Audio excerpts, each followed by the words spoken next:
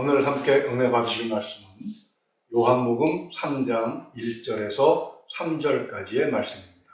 우리 함께 봉독합니다. 그런데 바리새인 중에 니고데모라 하는 사람이 있으니 유대인의 지도자라. 그가 밤에 예수께 와서 이르되 랍비여, 우리가 당신은 하나님께로부터 오신 선생인 줄 아나이다. 하나님이 함께 하시지 아니하시면 당신이 행하시는 이 표적을 아무도 할 수 없음이니이다. 예수께서 대답하여 이르시되 진실로 진실로 내게 이르노니 사람이 거듭나지 아니하면 하나님의 나라를 볼 수 없느니라. 아멘. 기도합니다. 은혜로우신 우리 아버지 하나님, 오늘은 우리가 주권을 잃어버리고 타 민족의 노예로 살던 그런 시기를 벗어버리고 다시 주권을 되찾은 광복 76주년입니다. 하나님, 이 길다면 길고 짧다면 짧은 시간 내에 여기까지 우리를 인도하시고 높여준 것을 감사를 드립니다. 그러나 영적으로 우리가 과연 하나님의 뜻에 합당한 수준에 올라왔는지 우리 자신을 늘 돌아보기를 소망합니다.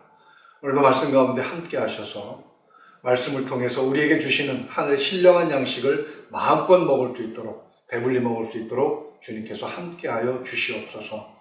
말씀이 힘이 되게 하시고 현재 힘들고 어려운 상황에 놓여져 있는 사랑하는 교우들의 모든 상황을 해결할 수 있는 마스터 키가 되도록 하나님 성령께서 인도하여 주시옵소서. 모든 것을 주님께 의탁하오며 우리 주 예수 그리스도 이름으로 기도하옵나이다. 아멘.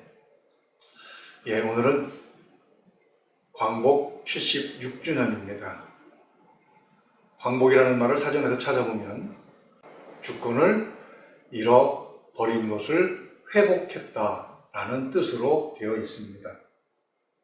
역사를 보면 나라를 잃어버릴 그런 위기에 처했던 민족이나 나라들이 많이 있었던 것을 볼 수 있습니다. 그 위기를 극복하면 이전보다 더 찬란한 영광을 누리는 빛나는 역사를 만들어가지만 극복하지 못했을 때는 우리의 쓰라린과 것처럼 빛을 잃게 되기도 합니다. 위기에 처했으나 위기를 극복한 나라 중에는 미국을 빼놓을 수 없을 것입니다. 지금은 자타가 공인하는 지금 최강의 나라가 되었지만 그것은 저절로 그렇게 된 것은 아닙니다. 여러 번의 위기를 극복했기 때문이라고 말할 수 있죠.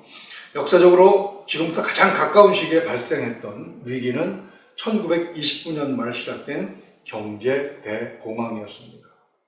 세계 제1차 대전 중에 전쟁 축들을 누리면서 전대미문의 호황을 누렸던 미국은 전쟁이 끝나면서 공장들이 문을 닫고 실업자들이 늘어나고 그러면서 경제가 대폭락하게 됩니다. 거기다 무분별한 투자와 개발로 인해서 자연재해까지 겹쳐요. 상황이 더 악화되어 갔던 것이죠. 이런 상황을 극복했던 것은 1933년 취임한 미국의 32대 대통령 프랭클린 델라노 루즈벨트입니다. 그의 공적은 뉴딜 정책이라는 이름으로 잘 알려져 있죠. 뉴딜, 포커판에서 패를 다시 나눠주고 판을 다시 깐다는 그런 의미라고 합니다. 공공사업을 일으켜서 일자리를 창출하고 소비를 부추겨서 경제를, 산업을 다시 일으켜 세운 것이죠. 그러나 그것으로 모든 것을 설명할 수는 없습니다. 그것은 겉으로 드러난 결과였을 뿐입니다. 그러한 긍정적인 결과를 얻기 위한 과정을 보면 또 다른 것이 있었어요. 그것은 화합이라고 할 수 있을 것입니다. 가진 것이 없는 자들에게 기회를 만들어주고, 그래서 계층 간의 간격을 좁히고, 흑인들도 얼마든지 능력이 있다는 것을 증명할 수 있도록 기회를 또한 제공해 주었습니다. 인종 차별이 줄어드는 그런 효과를 거두었죠. 그 어려운 와중에도 예술가들에게 마음껏 창작 활동을 하도록 구체적인 정책을 펼치기도 했습니다. 사실 경제가 어려워지면 제일 타격을 많이 받는 것이 예술인들이 아니겠습니까? 참 세심하게 신경을 썼었죠. 심지어 대공황의 원인 제공자로 미움을 받던 전임 대통령 후보와도 소통하면서 잘 지냈다고 합니다. 그런데 미국과 마찬가지로 세계 제1차 대전으로 인해 강대국에서 황폐해진 나라로 전락한 그런 국가가 있었습니다. 전범국 독일이죠. 전쟁에 패해서 산업 전반이 다 폭파되었을 뿐만 아니라 향후 40여 년간 전쟁 배상금을 물어주어야 했습니다. 그것뿐만이 아니라 전쟁의 패배로 인해서 국토의 많은 부분을 빼앗기기도 했죠. 이렇게 거의 망해가는 독일을 다시 일으켜 세운 것은 놀랍게도 저와 여러분이 잘 아는 바로 아돌프 히틀러였습니다. 이렇게 그의 등장은 독일을 일으켜 세우는 그런 계기가 되었는데요.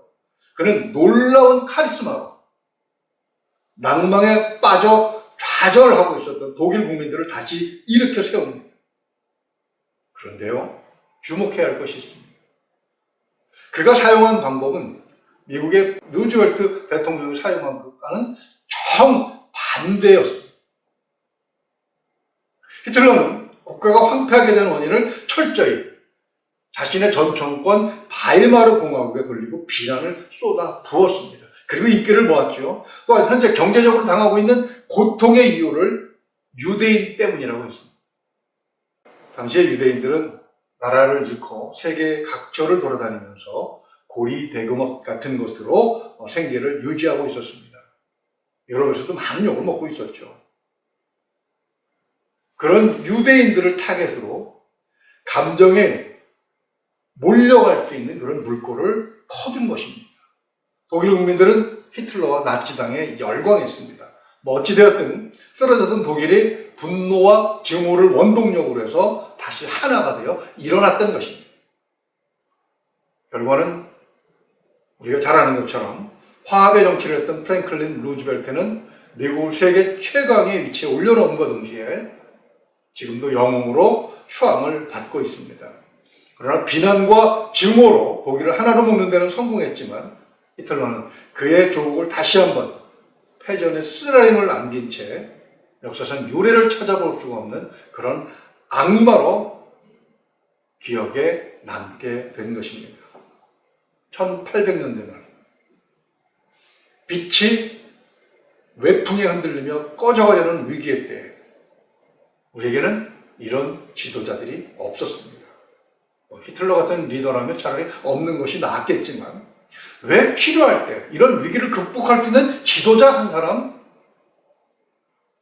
나올 수 없었던 것이겠습니까? 왜 우리나라는, 왜 우리 민족은 이런 지도자를 배출하지 못했던 것이겠습니까? 위기는 기회라고 할 수 있습니다. 코로나19처럼 오는 위기를 막기도 힘들지만 이왕에 온다면 그것을 도약의 기회로 삼아야 되겠죠. 역사는 반복되는 성향이 있습니다. 또다시 이런 위기가 온다면 우리에게는 어떤 리더가 필요하겠습니까? 또 그런 리더는 어떻게 길러지고 배출되는 것이겠습니까?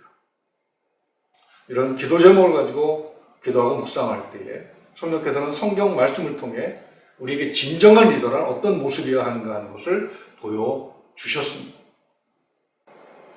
주님의 리더십을 우리는 생각해 볼 수 있습니다. 자기를 배척한 자를 품으시는 예수님.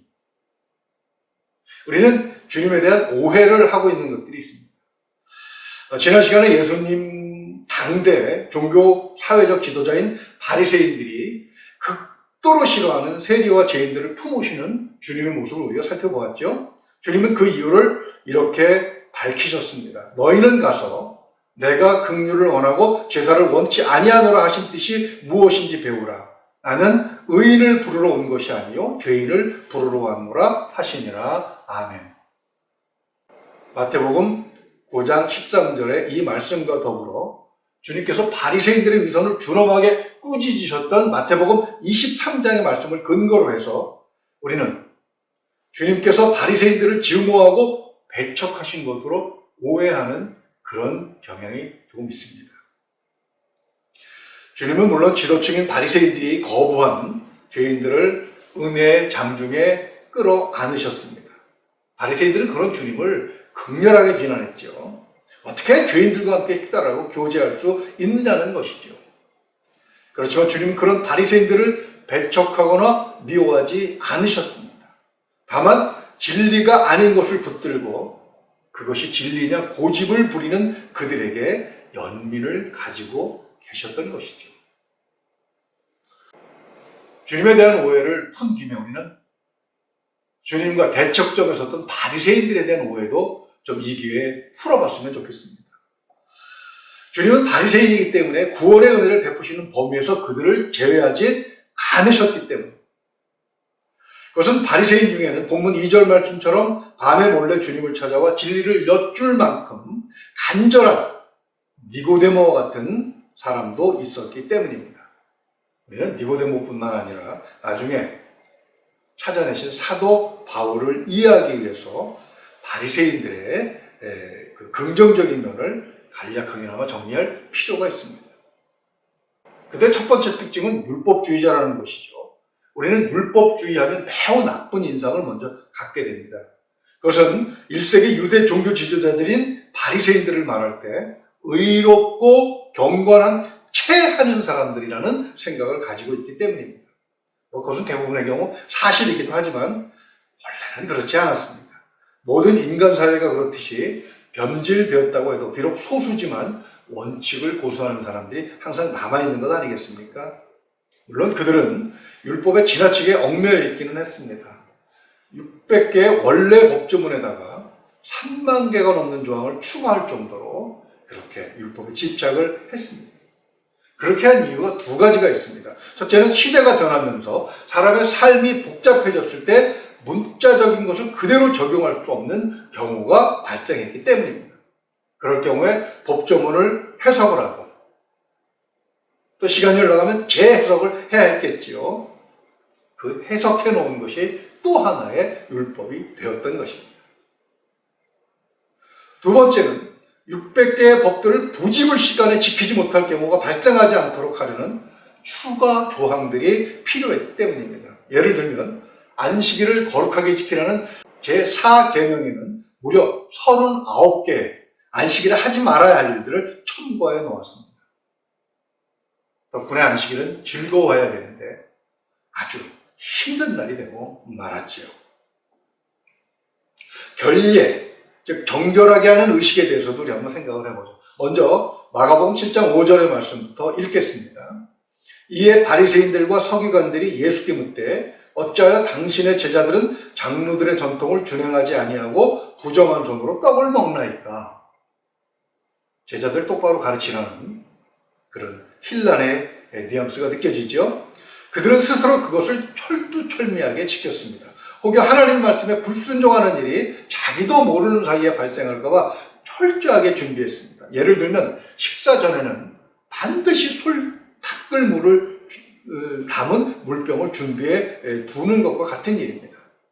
그들은 그 물로 손을 닦을 때 먼저 손가락을 위로 한 채 손목까지 물이 흘러내리도록 위에서 물을 부었습니다. 손가락을 훑고 손바닥을 지나면서 불결해진 물이 다시 손가락으로 흘러내리지 않도록 하기 위한 것입니다. 왜냐하면 더러워진 물로 다시 손이 더러워질까 봐 그렇게 한 것이죠. 두 번째는 손가락을 아래로 한 채로 똑같은 일을 반복을 합니다. 그리고 세 번째는 주먹을 쥔 채로 서로 부비는 것으로 결례를 마무리했습니다. 심지어 식사 중에도 이 결례 의식을 반복을 했다고 해요. 왜냐하면 자기도 모르게 더러운 손으로 음식을 먹게 될까 봐 그런 것이죠. 용이 주도하지 않습니까? 이것은 하나님에 대한 진심이 있었기 때문입니다. 율법을 지키는 것이 하나님을 기쁘게 하시는 일이라고 진심으로 믿었다는 거예요. 그런 바리새인들은 이웃에게도 진심이었습니다. 친절하고 후하게 대접하는 바리새인들도 많았다고 하고요. 그들은 백성들에게 존경을 받기도 했습니다.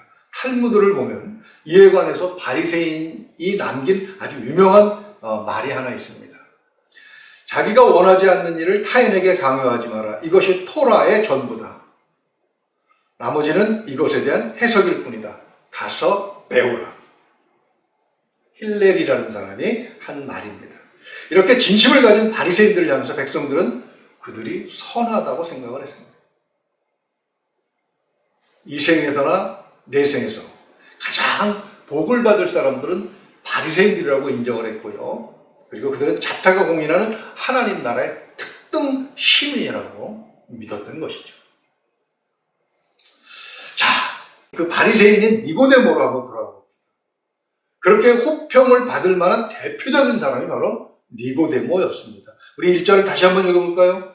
그런데 바리새인 중에 니고데모라는 사람이 있으니 유대인의 지도자라. 여기서 지도자라는 의미는 백성의 생각과 사상을 이끄는 사상적인 리더가 아니라 정치적으로 그리고 종교적으로 실질적인 권한을 가졌다는 것을 의미합니다. 지난 시간에 살펴본 것처럼 로마는 자신들이 정복한 땅을 다스릴 때에 식민지 사람들로 하여금 자기 나라를 다스릴 권한을 주었던 것입니다. 예수님 시대 이스라엘은 그렇게 로마로부터 권한을 위임받아 행사하는 그런 기관이 하나 있었어요. 산헤드린 공회라고 합니다. 산헤드린 공회는 오늘날 국회와 사법부 그리고 행정부의 기능이 종합되어 있었습니다. 70명으로 이루어진 산헤드린 공회의 정치인들은 로마에 대해서는 이스라엘 민족을 대신했고 로마 황제로부터는 권한을 위임받아서 자기 백성들을 다스렸습니다. 로마는 그들에게 막대한 보수를 지불했습니다. 산헤드린 공회는 유대 나라를 평화롭게 유지하면서 세금만 꼬박꼬박 내주면 되었던 것이죠. 본문 1절 말씀은 니고데모가 바로 이 산헤드린의 정식 회원이라는 것을 알려주는 말씀입니다. 그는 비록 사회적 체면 때문에 2절 말씀처럼 밤에 몰래 주님을 찾아오기는 하지만 예수님께서 십자가에서 죽으신 후에는 커밍아웃을 합니다. 요한복음 19장 39절에서 40절을 보면요. 일찍이 예수께 밤에 찾아왔던 니고데모도 모략과 침향 섞은 것을 100리트라쯤 가지고 온지라 이에 예수의 시체를 가져다가 유대인의 장례 법대로 그 향품과 함께 세마포로 쌌더라. 아멘. 십자가형은 반역자들을 처형했던 사형제도죠. 로마는 십자가에서 죽은 자는 장례를 치르거나 매장하지 못하게 했습니다. 굴욕적인 죽음이 되게 하고 다른 사람에게 경고를 주기 위한 그런 의미죠. 며칠 동안 그대로 십자가 위에 방치하는 거예요. 시체는 썩어 가겠죠. 그러면 그 시체를 그냥 쓰레기장에다 갖다 버렸다고 합니다. 니고데모가 커밍아웃했다는 것은 장례를 치를 수 없는 예수님의 시체를 임계받아서 장례를 지내고 매장하는 일에 아리마대 요셉과 함께 한 것입니다. 그것은 사람들에게 자신이 예수님의 제자인 것을 공개적으로 드러낸 거예요. 그는 왜 예수님이 십자가에서 그렇게 모욕적인 죽음을 당하신 후에야 비로소 커밍아웃을 한 것이겠습니까? 그가 주님에 대해서 확신을 가질 수 없었기 때문입니다. 주님은 모두를 위해서 자신을 다 던졌어요. 니고데모의 리더십. 그가 가지고 있는 사고방식으로는 주님의 이런 모습을 이해할 수 없었던 것입니다. 그래서 이렇게 질문하죠. 과연 그는 이스라엘이 목놓아 기다리는 바로 그 메시아인가? 바리새인 지도자 니고데모가 밤중에 체면불구하고 주님을 찾아온 것은 그가 진리를 진심으로 추구했던 사람이기 때문입니다. 나라를 다스리는 70인 중에 한 사람으로서 그는 예수에 관한 소문을 주시하고 있었어요. 소문은 어마어마했습니다. 갈릴리에서 메시아가 나타났다는 것이고요. 가르침이 뛰어나고 의사가 손도 못 대는 불치병을 고친다는 것이었습니다. 물론 부정적인 보고도 받았겠죠. 인간의 죄는 하나님만 용서하실 수 있는 것인데 자신이 스스로 그런 권한이 있다고 주장했다는 것입니다. 요한복음 2장에서는 6월절에 예수님께서 예루살렘 성전에 가셔서 장사하는 사람들의 좌판을 뒤집어 엎어버리는 소동을 일으키셨습니다. 그러면서 이렇게까지 말씀하셨죠. 노끈으로 채찍을 만드사 양이나 소를 다 성전에서 내쫓으시고 돈 바꾸는 사람에게 돈을 쏟으며 상을 엎으시고 비둘기 파는 사람에게 이르시되 이것을 여기서 가져가라. 내 아버지의 집으로 장사하는 집을 만들지 말라 하시니 아멘.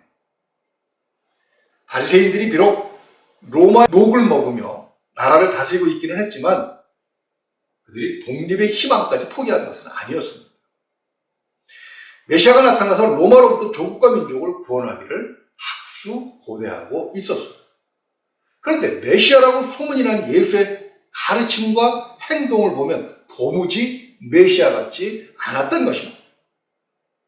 자기를 따르는 수많은 사람을 군대로 만들어 그 능력으로 로마에 대항하면 얼마나 좋습니까? 그러나 예수는 오히려 자기를 왕 삼으려고 하는 군중을 피해 다닌다는 거예요. 도대체 이 사람은 뭘까? 의문을 가지면서도 표적을 보고 또 가르침에 대해서 생각해 본다면 그 깊은 진리에 절대로 무시할 수 없는 안 되는 분이라는 생각을 할 수밖에 없었던 것이죠. 그래서 밤중에 몰래 찾아간 것입니다. 니고데모는 본문 2절에서 자신의 생각을 솔직하게 털어놓습니다. 그가 밤에 예수께 와서 이르되 랍비여 우리가 당신은 하나님께로부터 오신 선생인 줄 아나이다. 하나님이 함께 하시지 아니하시면 당신이 행하시는 이 표적을 아무도 할 수 없음이니이다. 아멘. 여기에 속뜻이 있습니다. 그런데 당신이 하는 행동을 보면 메시아 같지 않다는 것이에요. 여기서 우리라고 하는 이 범인은 바리새인들을 말하는 것이기도 하고요. 사내들인 공회원을 의미하는 것이기도 하겠죠. 주님은 니고데모의 속생각을 꿰뚫어보고 계셨습니다. 그래서 그의 의문을 풀어주시기 위해 3절 말씀으로 대답을 하신 것입니다. 예수께서 대답하여 이르시되 진실로 진실로 내게 이르노니 사람이 거듭나지 아니하면 하나님의 나라를 볼 수 없느니라. 아멘. 니고데모를 비롯한 유대인들이 생각하는 하나님의 나라는 철저히 잘못된 것이었습니다. 당연히 메시아에 대한 기대도 왜곡되어 있었던 것이죠. 주님께서는 이렇게 잘못된 것을 바로 잡아주고자 하셨던 것입니다. 거듭나야 된다고? 이게 무슨 소리야? 다 늙은 내가 어떻게 어머니의 태에 들어갔다가 다시 나올 수 있어? 니고데모는 처음에는 이 진리를 이해할 수 없었습니다. 예수님의 말씀은 과학적으로도 상식적으로도 불가능한 일이었기 때문이지만 무엇보다도 지금까지 그들이 가지고 있던 생각을 철저히 부셔버리는 그런 아주 위험한 사상이었기 때문입니다. 하나님의 나라는 아브라함의 후손인 우리가 태어나면서부터 가진 권리잖아? 그런데 그것 가지고 안 된다고? 유대인들은 어려서부터 이렇게 배웠습니다. 유대인만이 하나님 나라의 백성이고 이방인이 여기에 들어오려면 유대교인이 되어서 세례와 할례를 받아야 한다는 것이죠. 그 후에 율법을 지키면 복을 받고 율법을 지키지 않으면 심판을 받는다고 배웠던 것입니다. 그런데 주님은 혈통이 아니라 율법을 지키는 것이 아니라 물과 성령으로 거듭나야 된다고 5절에서 말씀하시는 것입니다. 니고데모는 이것을 이해할 수가 없었어요. 답답한 것은 오히려 주님이셨습니다. 너는 이스라엘의 선생으로서 이러한 것들을 알지 못하느냐? 라고 반문하신 이유가 바로 그것입니다. 그러나 니고데모는 십자가를 통해서 비로소 이 진리를 깨닫게 돼요. 육신의 생각만 한 니고데모로서는 주님이 말씀하시는 영의 일을 이해할 수 없었던 것입니다. 그러나 주님은 그는 그를 배척하지 않으셨어요. 모른다고 무시하지 않으셨어요. 오히려 모르는 그를 이해해 주셨습니다. 내가 땅의 일을 말하여도 너희가 믿지 아니하거든. 하물며 하늘의 일을 말하면 어떻게 믿겠느냐. 참 안타까운 그런 느낌이 들죠. 모른다고 배척하지도 않으셨고 모른다고 무시하지도 않으셨고 지금은 이해하지 못하지만 나중엔 이해할 수 있도록 씨앗을 하나 그의 마음에 심어 넣으신 것입니다. 모세가 광야에서 뱀을 든 것 같이 인자도 들려야 하리니 이는 그를 믿는 자마다 영생을 얻게 하려 하심이니라. 아멘. 14절과 15절에 있는 말씀입니다. 메시아가 처형을 당한다는 것도 이해하지 못하겠는데 이스라엘 사람으로 태어나는 것이 아니라 그렇게 처형당한 자를 믿는 것이 영생의 조건이라니 도대체 무슨 말을 하는 것인지 모르겠네. 니고데모의 심정이 이러했을 것입니다. 그렇지만 산헤드린 공회원으로서 예수님을 계속 주시해야 했습니다. 그는 무엇보다도 바리새인들이 예수님을 시기하고 질투하고 그래서 모함하는 것, 그리고 빌라도의 법정에 끌고 가고 결국 십자가에 보내는 그런 모든 과정과 주님의 행동을 비교해 볼 수 있는 기회를 가진 사람이었습니다. 십자가에서 고통 가운데 죽으시는 주님을 바라보면서 니고데모는 비로소 예수님의 리더십을 이해했던 것입니다. 바리새인들이 아무리 율법을 잘 지킨다고 해도 속으로는 서슴없이 죄를 범하고 있다. 바리새인이 이렇다면 과연 누가 율법을 제대로 지킬 수 있겠는가? 인간 스스로는 자신을 구원할 수 없는 것이로구나. 이렇게 좌절에 빠져 있을 때 니고데모는 십자가를 보면서 거기 매달려서 신음하시는 주님을 보면서 비로소 진리를 깨닫게 된 것입니다. 하나님의 아들이 대신 죗값을 치르시고 그것을 믿는 자에게 영생을 주시는 것이 하나님이 세상을 구원하시는 방법이라는 것을 확신하게 된 것이죠. 예수님의 제자로 십자가에 처형받은 사람의 제자로 자신을 다 드러냈다는 것은 모든 것을 내려놓았다는 그런 의미잖아요. 그가 진리를 깨닫게 되었을 때 자신이 사회적으로 이루어놓은 모든 것이 아깝지 않았던 것입니다. 사도 바울도 그런 고백을 했죠. 또한 모든 것을 해로 여김은 내 주 그리스도 예수를 아는 지식이 가장 고상하기 때문이라. 내가 그를 위하여 모든 것을 잃어버리고 배설물로 여김은 그리스도를 얻고. 아멘. 빌립보서 3장 8절에서 고백한 것입니다. 주님은 자기 희생을 통해 화합의 리더십을 보여주셨어요. 예수님께서 십자가에 매달리셨을 때 12제자 중에 하나는 오히려 배신을 했고 나머지도 실망한 가운데 주님을 떠나서 뿔뿔이에 흩어져 숨어버렸죠. 주님께서 그렇게 사랑하셨던 군중들은 십자가에 매달린 주님을 향해 조롱을 서슴지 않았고 힘을 뱉기도 했습니다. 그러나 주님은 그런 그들도 사랑하셨고 시기와 질투로 음모를 꾸며 주님에게 이런 모욕적인 죽음을 주고 있는 바리새인들도 버리지 않으셨습니다. 그들 중에는 니고데모와 같이 진리를 깨닫고 믿어서 영생을 얻을 자들이 있었기 때문입니다. 갈등과 증오를 부추겨 힘을 얻는 지도자는 쉽게 세상 권력을 손에 쥘 수 있고 마음껏 그 권력을 흔들 수도 있습니다.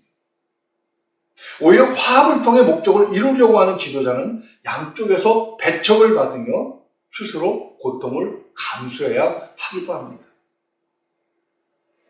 우리 기독교는 누구를 배워야 하며 누구를 따라야 하겠습니까? 갈등을 부추기고 증오를 증폭시키며 권력욕에 취해 있는 자가 누구인지를 분별할 수 있어야 하겠습니다. 교회가, 성도가 예수님을 바르게 알고 따를 때 비로소 우리 가운데서 민족의 위기를 구할 뿐만 아니라 세계의 위기도 구할 진정한 리더가 배출되는 것이 아니겠습니까? 코로나19가 재앙의 전부는 아니라고 합니다. 몇몇 통찰력 있는 사회학자들은 이것이 극복된 다음에 밀려올 후폭풍을 더 염려하고 있습니다. 그렇지만 훌륭한 리더는 위기를 기회로 만듭니다. 우리에게 이런 위기가 온다고 해도 교회가 이 위기를 기회로 만들 수 있는 그런 리더를 배출할 수 있기를 소망합니다. 예수 그리스도를 우리가 바르게 배운다면 자기를 배척하는 사람들까지 끌어안으신 그런 화합의 리더십을 가진 리더들이 교회에서 배출되기를 소망합니다. 그리하여 주님 오실 때까지 우리에게 맡겨진 사명, 땅끝까지 복음 전하는 이 사명을 온전하게 감당하고 주님 앞에 당당히 설 수 있는 우리 민족이 될 수 있기를 주님의 이름으로 축원을 드립니다. 기도합니다. 은혜로우신 우리 아버지 하나님, 광복 76주년을 맞이해서 참으로 이 세상을 온전하게 이끌어갈 리더는 어떤 모습이어야 하는지를 생각하게 하시니 감사합니다. 우리에게는 국가가 위기에 처해 있을 때에 그 위기를 극복할 리더가 없었습니다. 그래서 빛을 잃고 36년간 타민족의 노예로 살아야 했습니다. 하나님 아버지, 우리가 영혼의 노예로 살면, 우리가 사탄의 노예로 살면, 그래서 우리의 영혼을 빼앗기면 우리가 선한 일을 마음대로 할 수 없는 것처럼 우리는 주권을 잃어버리고 타민족의 노예가 되어 그들의 전쟁의 총알바지가 되기도 하고 그들의 악행에 동참하기도 했습니다. 우리 마음대로 할 수 없던 그런 시기가 다시 돌아오지 않도록 하나님께서 우리를 더 붙들어 주시기를, 보호하시기를, 그리고 인도하시기를 원합니다. 하나님 아버지, 그러나 코로나19처럼 시시때때로 아무도 알 수 없는 그런 시기에 찾아오는 그런 위기의 때에 이것을 어떻게 우리가 이겨낼 수 있겠습니까? 이 나라를 온전히 이끌어갈 수 있는 것은 바로 주님 닮은 리더임을 오늘 말씀을 통해서 살펴보았습니다. 교회가 이 일을 감당하게 하여 주시옵소서. 우리는 이미 구원받은 사람들입니다. 구원받은 자들에게 맡겨주신 땅끝까지 복음 전하는 일을 온전히 감당할 수 있도록 주님 오실 때까지 우리 민족에게 주신 사명을 바르게 감당할 수 있도록 통일도 허락하여 주시고, 그리고 그런 위기를 극복해서 교회로 만드는 훌륭한 리더들을 교회가 배출하게 하여 주시옵소서. 우리가 온전히 주님을 이해하고 바르게 할 때에 교회는 그런 토양을 형성할 수 있을 줄로 믿습니다.